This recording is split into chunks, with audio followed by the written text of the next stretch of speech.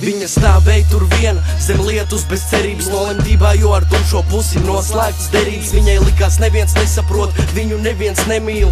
Centās atrast vietu, kur viņa būtu derīga.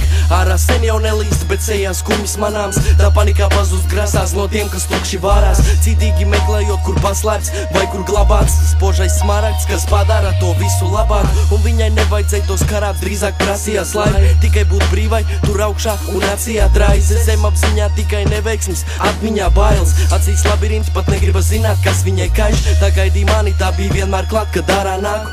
Man likās tā ir blakus, bet patiesībā pārāk tālu. Un es sev melotu teikdams, ka man tādas divas ir, jo nekas nedod man to spēku, kā viņas ir. Es nezinu, kāds bija tavs princis baltā zirgā, bet Ziemassvētku sarakstā tu manā listē pirmā. Manas dvēseles durvis tik tev ir atvērts, citām ienākošie zvani abonentam atslēgt. Es nezinu, kāds bija tavs princis baltā zirgā, bet Ziemassvētku sarakstā tu manā listē pirmā.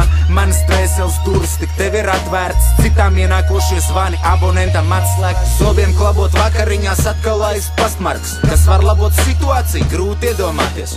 Nelaimīgs tas, kas nekad nav bijis nelaimīgs, tālāk sirdī savā es tev tomēr nelaidīšu.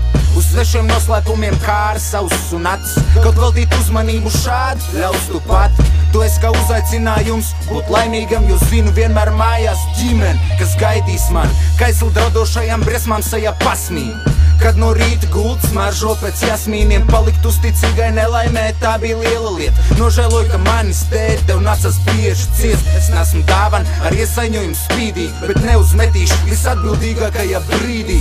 No attāluma emocijas var just tavs, sejā cieši ieskatoties pasmaid Gustavs.